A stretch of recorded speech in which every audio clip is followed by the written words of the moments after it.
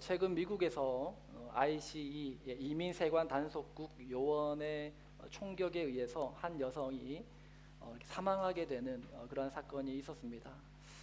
공화당에서는 요원이 자기 방어로 총을 쏘았다 그렇게 하지만 민주당에서는 이 요원의 권력 남용이다, 과잉 대응이다 그렇게 주장합니다. 양쪽 모두가 같은 영상을 보고 또 같은 증거를 보았지만 전혀 다른 해석과 또 결론을 내리는 것을 보게 됩니다. 정치적인 입장과 또 가치관 또 해석의 프레임 때문에 이와 같은 엇갈린 생각의 차이가 발생하게 되는 것입니다. 오늘 본문에서도 한 여인의 행동에 대해서 엇갈린 해석을 우리가 확인할 수 있습니다. 예수님께서 베단이라는 마을에 시몬이라는 사람의 집에 식사 초대를 받아서 가셨어요. 식사를 하는 도중에 한 여자가 와서 향유 옥합을 깨트려 예수님의 머리에 부은 거예요. 집안 전체에 이 향유 냄새가 진동을 했겠죠. 이 모습을 본 제자들이 충격에 빠졌습니다. 그리고 이 여자를 책망하는 거예요.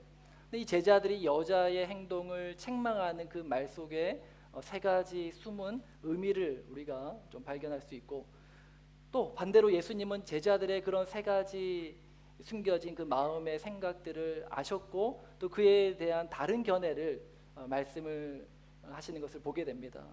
우리가 그 세 가지를 하나씩 살펴보면서 우리 속에서도 이 제자들과 같은 모습은 없는지를 돌아보고 예수님께서 우리에게 보여주시는 바른 길로 인도되어 나아가는 우리 모두가 되길 주님의 이름으로 축복합니다.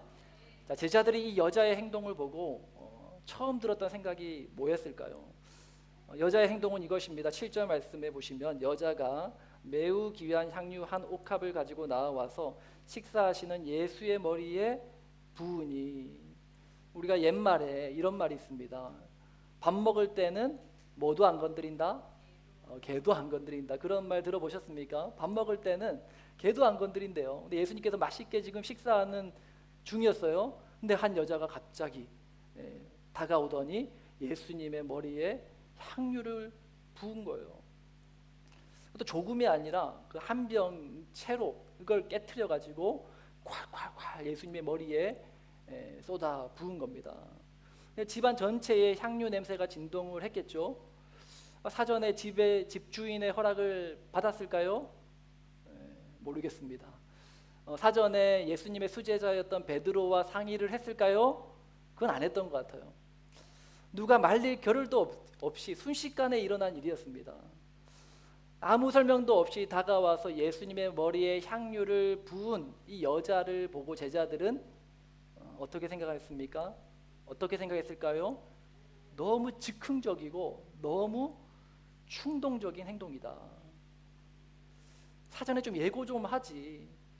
왜 대뜸 와가지고 예수님의 머리에 이 향유를 붓는 그런 이 갑작스러운 이해되지 않는 그런 충동적인 행동을 했을까?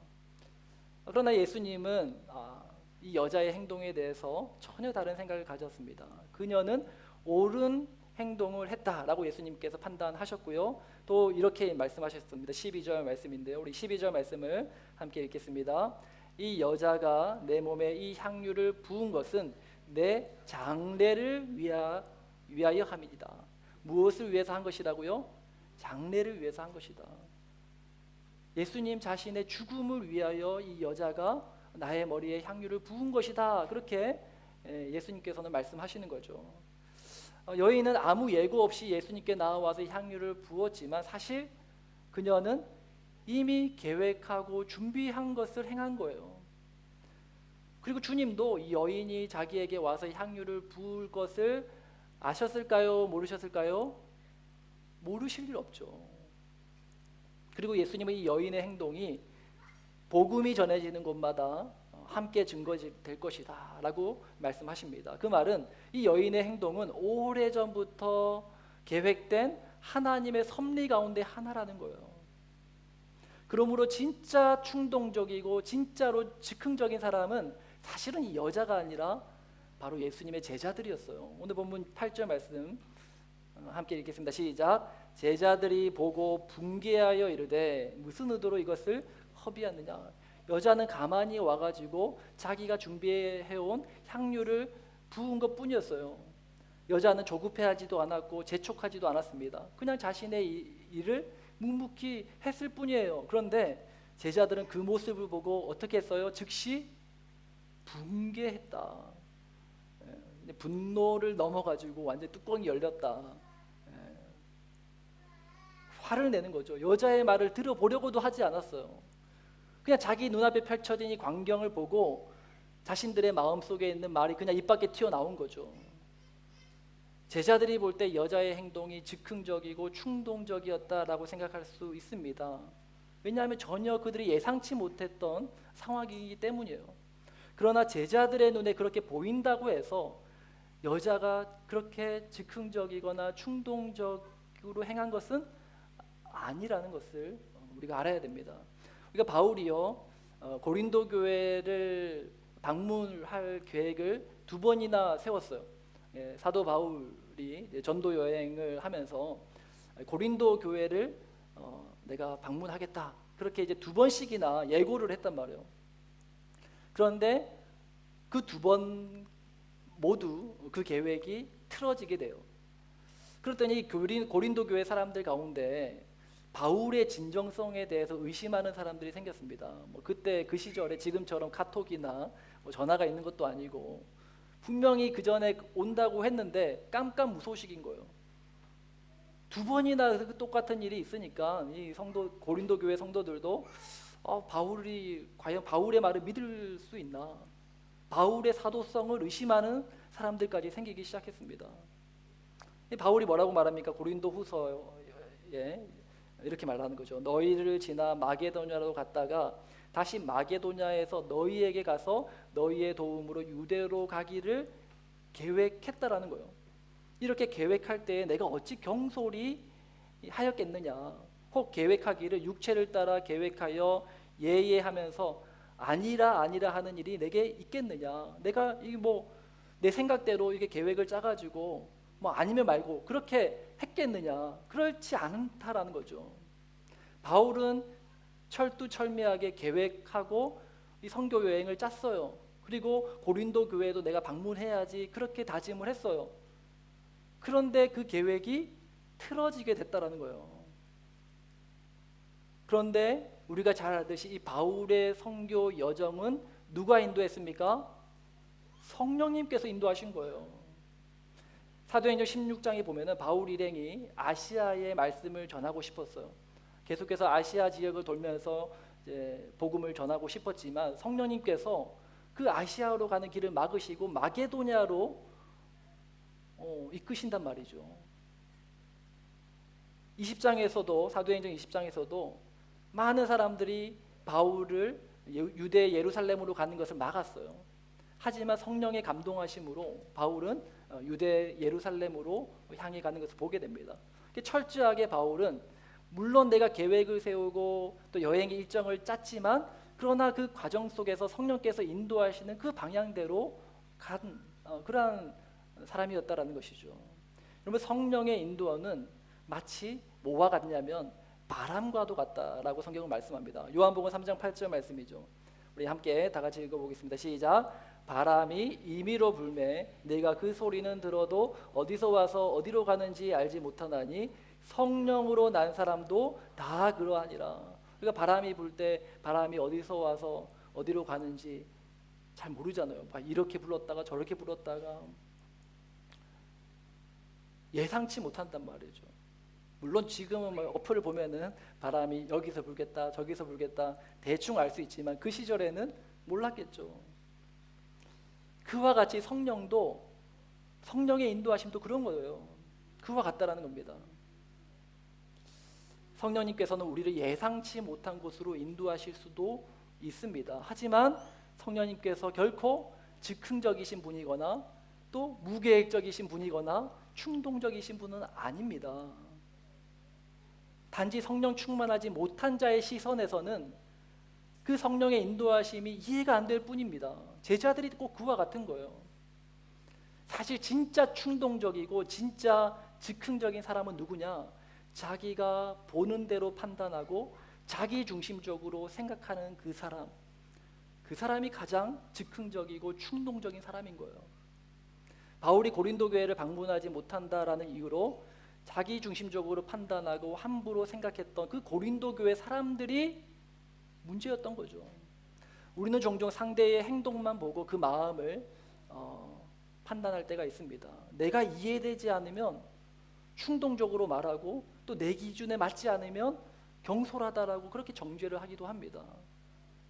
그러나 제자들이 충동적이라 여긴 이 여자의 행동은 하나님의 오래된 계획 안에 있었던 순종이었고, 즉각적으로 분노하고 판단한 이 제자들의 반응이야말로 가장 즉흥적인 충동적인 자기중심적인 태도였다라는 것입니다. 오늘 우리가 다른 사람들을 바라볼 때 내 중심적으로, 나 중심적으로 판단하기 이전에 내가 지금 보고 있는 것 외에 내가 모르는 것이 있지 않는가 항상 돌아보고 먼저 하나님의 은혜를 또 성령의 인도하심을 구할 수 있는 저와 여러분 되시기를 예수님의 이름으로 축복합니다. 믿음이란 무엇입니까? 보이는 장면으로만 판단하는 게 아니에요. 보이지 않는 것을 보는 것이 믿음이라고 성경은 말씀합니다. 보이지 않는 하나님의 뜻을 바라보고 내 생각대로 속단하지 않고 믿음으로 하나님의 뜻을 끝까지 바라보고 나아가는 우리 모두가 될 수 있기를 주님의 이름으로 축복합니다. 자, 두 번째 제자들이 여자의 행동을 보고 가졌던 생각이 뭐였을까? 8절 말씀 다시 보시면 제자들이 보고 분개하여 이르되 무슨 의도로 이것을 허비하느냐.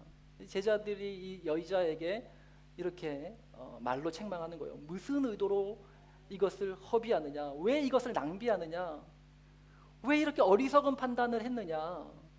요거 팔아가지고 300데나리온 그냥 1년 연봉이에요. 1년 연봉 어마어마한 금액이죠. 이거 팔아가지고 가난한 자들에게 나누어 주는 것이 훨씬 더 지혜로운 처사였을 것인데 왜 이렇게 우리에게 한마디 보고도 하지 않고 상의도 하지 않고 너 마음대로 이렇게 했느냐.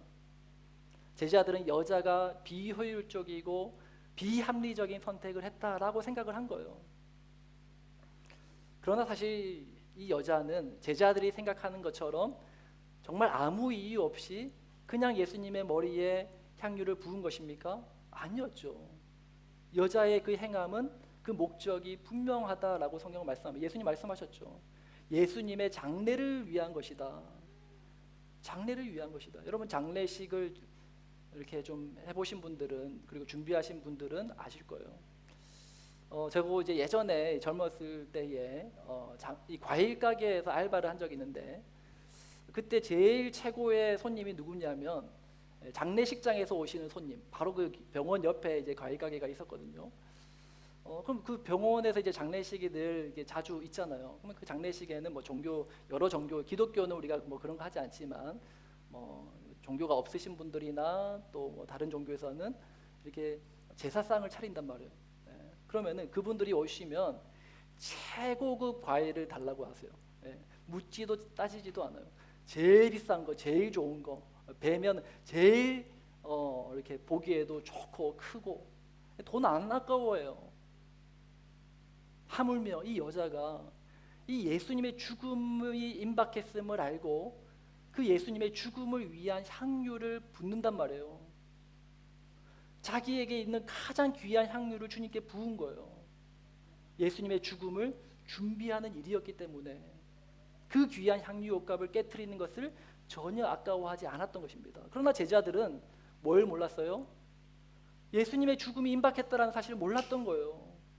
예수님은 그럼 제자들에게 자신의 죽음에 대해서 얘기한 적이 없었습니까?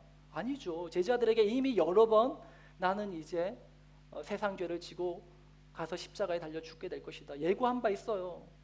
그러나 제자들은 십자가를 바로 코앞에 두고도 예수님의 죽으심에 대해서 생각하지 못했다라는 것입니다. 이것이 제자들의 무지였던 거죠. 누가 진짜 무지하고 누가 진짜 어리석은 겁니까?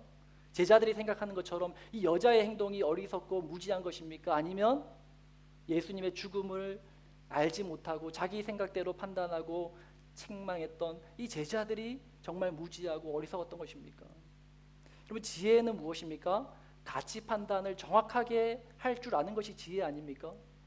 여러분 제자들의 가치 판단은 값비싼 이 향유를 팔아가지고 제자들에게 나눠주는 거, 물론 그것도 가치 있는 일이에요. 하지만 예수님의 말씀이 뭐예요? 가난한 자들을 도울 수 있는 기회는 앞으로 얼마든지 있지 않느냐. 하지만 이 여자는 나의 죽음을 준비한 거다. 이건 지금 아니면 할 수 없는 거잖아요. 여자는 자기가 가진 이 향유옥합을 가장 가치 있게 썼던 겁니다.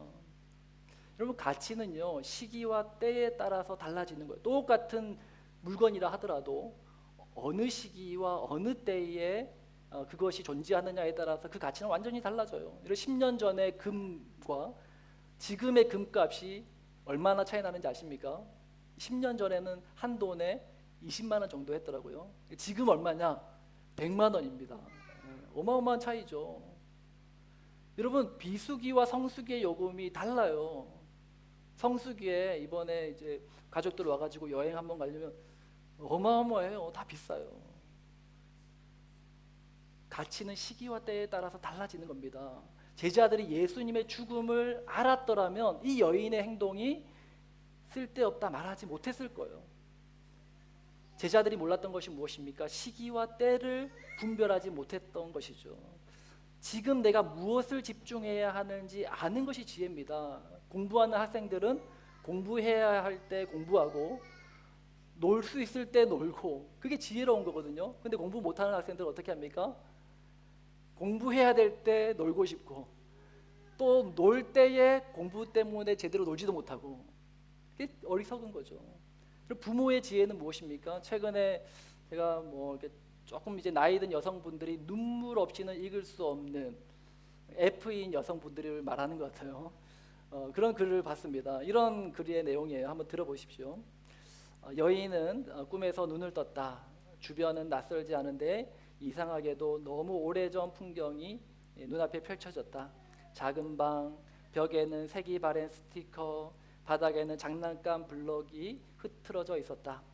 그리고 그곳에 아이가 있었다. 지금의 아이보다 훨씬 작은, 말이 서툴고 걸음이 느리고 밤이면 꼭 안아달라 울던 그 아이.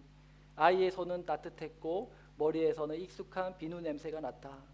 아이는 말했다. 엄마 놀아줘. 현실에서는 늘 이렇게 대답했었다. 엄마 바빠. 조금만 기다려. 나중에.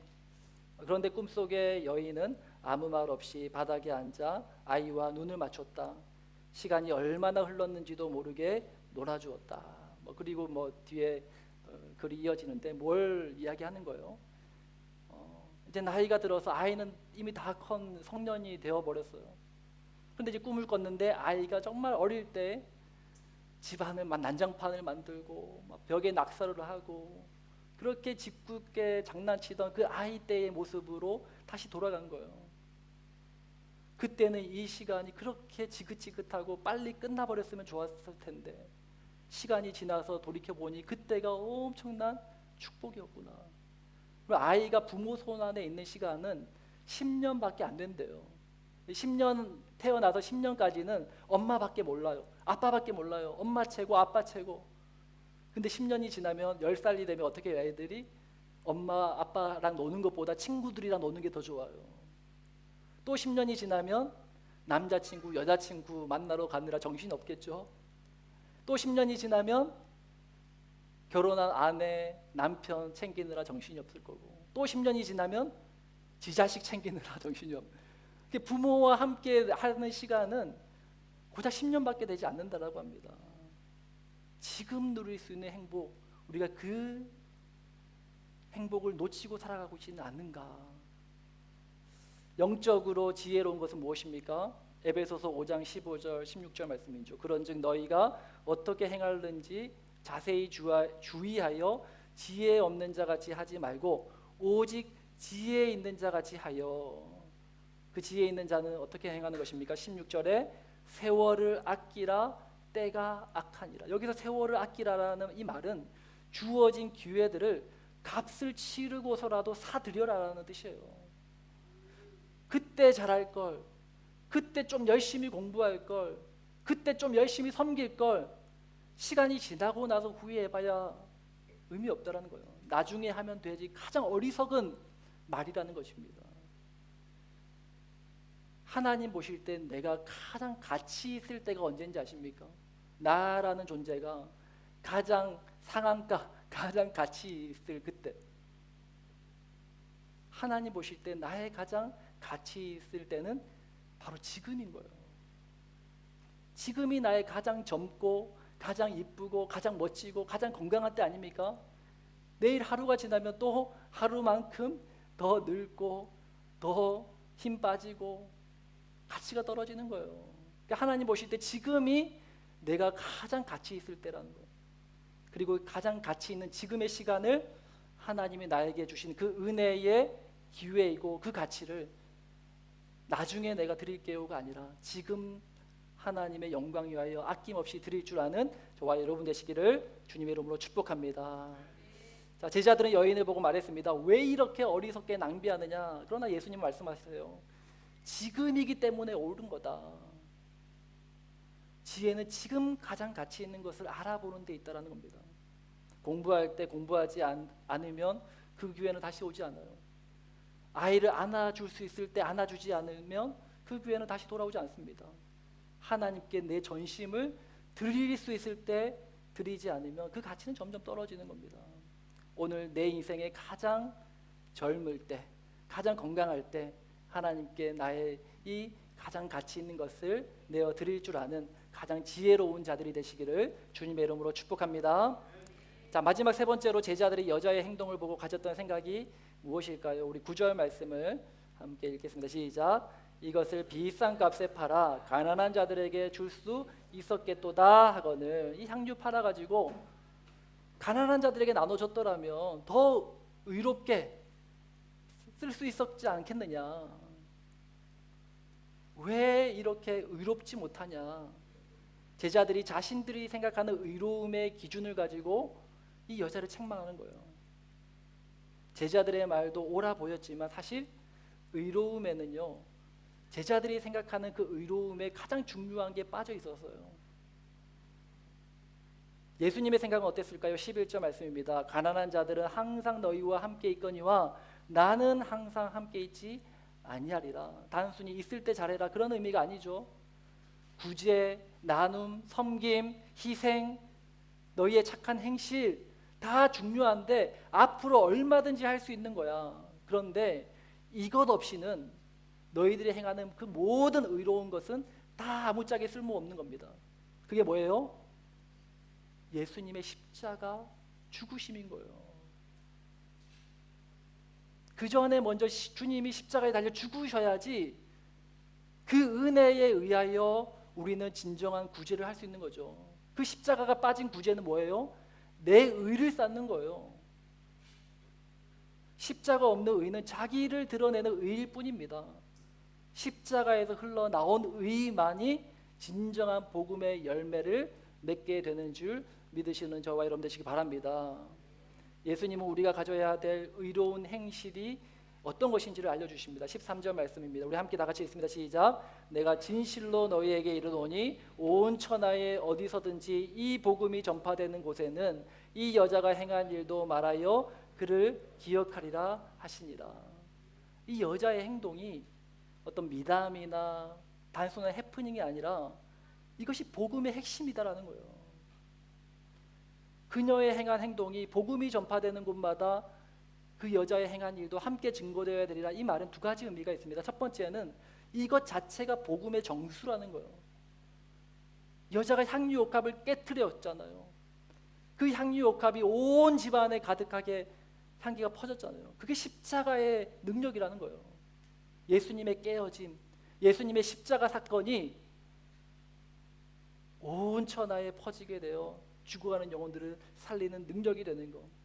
이것이 여자가 향유 옥합을 깨트림의 의미고, 또 하나는 복음과 함께 그리스도인들이 이 여자가 행한 것처럼 우리의 가장 귀한 것을 내어드리는 헌신도 희생도 함께 전해줘야 된다는 것이죠. 복음을 말하면서 아무것도 희생하지 않는 것, 그 복음의 능력이 아니라는 거예요. 누군가가 예수를 믿고 구원함에 이르게 하기 위해서 우리가 전도를 하잖아요. 아무 희생 없이, 아무런 나의 드림 없이 그냥 뭐 받으면 받고 아니면 마라, 그건 주님의 복음의 능력이 아니라는 거예요. 예수님의 십자가의 능력은 무엇입니까? 나를 깨어서, 나를 희생해서 헌신하고 나를 드릴 때 비로소 그 영혼이 변화되어 복음을 받아들이는 능력 또한 함께 있게 될 것이다라는 것입니다. 우리의 드림, 우리의 헌신이 복음과 함께할 때 그것은 나를 드러내는 의가 아니라 주님의 나라를 세우는 헌신이 되는 것입니다. 여자가 향유옥값을 아낌없이 드릴 수 있었던 이유가 뭐예요? 예수님의 죽으심 때문이었잖아요. 온 우주에서 가장 가치 있는 그분이 자기를 아낌없이 내어주셨단 말이에요. 그래서 여인은 나를 위해서 자기 생명까지도, 한 사람의 생명이 아니에요. 그분은 주님이시고 그분은 하나님이세요. 하나님이신 그분이 자기의 생명을 나를 위하여 아낌없이 내어주셨다면 그 은혜에 반응하여 나 또한 나의 가장 귀한 것을 아낌없이 주님께 내가 내어드립니다. 그것이 여자가 향유옥합을 가져와 예수의 머리에 부은 이유 아닙니까? 우리의 모든 착한 행실 역시 여기서 나와야 된다는 거예요. 주님이 나를 위하여 행하신 그 의로운 행함, 십자가에 달려 죽으신 그것을 우리가 기억하고 그 은혜에 반응하여 나도 공동체를 위해서, 나도 내 옆에 있는 지체를 위해서 나를 희생하여 헌신하는 것, 이것이 주님이 우리에게 보시기 원하시는 의로운 행실이다라는 것입니다. 말씀의 결론을 맺습니다. 오늘 우리는 한 여인의 행동을 둘러싼 전혀 다른 해석을 보았습니다. 같은 장면을 보고 제자들은 뭐라고 여자를 책망합니까? 왜 이렇게 충동적이냐? 왜 이렇게 즉흥적이냐? 그리고 말합니다. 왜 이렇게 어리석으냐? 왜 이렇게 의롭지 못하냐? 그러나 예수님은요, 전혀 다른 해석을 하십니다. 예수님은 여인의 행동을 충동적이다라고 말하지 않았어요. 그녀는 오래전부터 준비된 그것을 하나님의 섭리 안에서 행한 것이다. 그녀는 어리석음이 아니라 진정 가장 지혜롭게 행한 것이다. 시기와 때를 분별하여 다시는 할 수 없는, 두 번 다시 오지 않을 그 기회를 그녀는 잡은 거다. 그녀는 의롭지 못함이 아니라 복음에 반응하여, 십자가의 그 은혜에 반응하여 행한 것이다. 그것이 가장 의로운 것이다. 여러분, 이 해석의 차이가 어디서 왔습니까? 제자들이 몰랐던 것이 뭐예요? 십자가를 아느냐 모르느냐. 우리 삶 가운데 복음이 중심이 되면 우리의 시각이 바뀌는 거예요. 내 의로움의 기준이 바뀌고 옳고 그름의 판단이 바뀌고 마침내 예수님이 내 삶의 기준이 되는 것입니다. 내가 보고 싶은 것만 보고 내 생각으로, 내 기준으로 함부로 판단하지 않는 겁니다.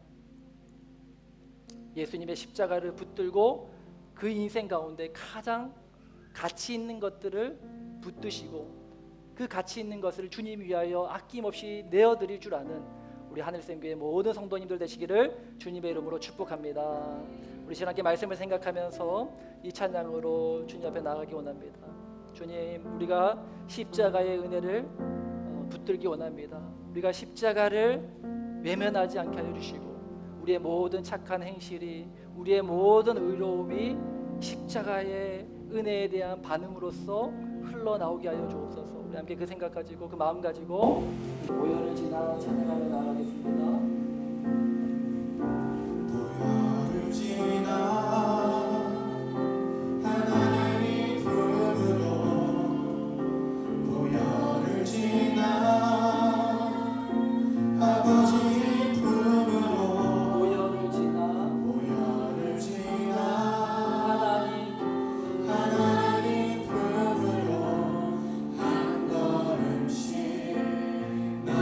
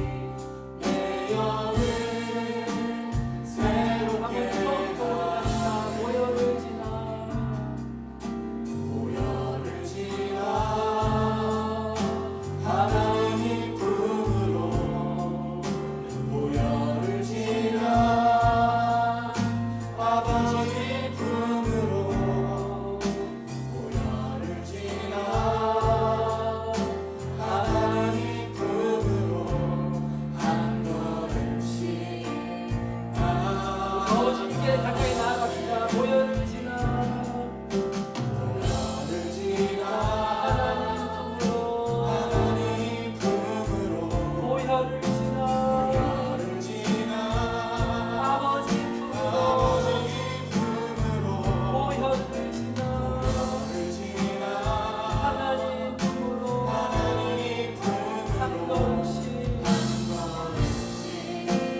나아가는 존귀한 주보혈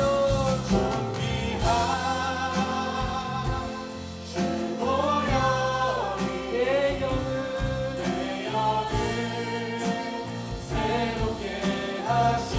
존귀한 주보혈이 존귀한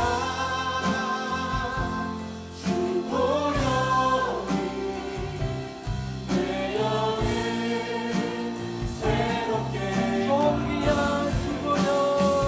영을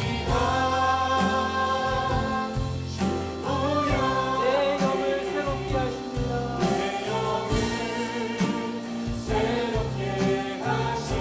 존귀한 주보혈이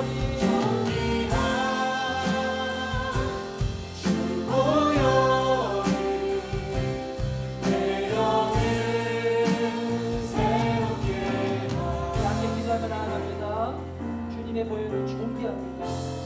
세상에서 가장 귀한 것이 예수 십자가에 흘리신 보혈입니다. 그 존귀한 보혈이 내 영을 새롭게 하시기 위하여 내 영을 살리기 위하여 아낌없이 다 십자가 위에서 쏟으셨다고 말씀합니다. 그 주님의 쏟으심, 그 주님의 은혜와 사랑을 우리가 받아서 하나님 나 또한 하나님의 나라와 하나님의 백성들을 위하여 아낌없이 지금 나에게 가장 존귀한 것을 아낌없이 주님 위하여 드릴 줄 아는 저희 되기 원합니다. 주여 받아주시옵소서. 우리 함께 합심으로 기도하며 나가겠습니다.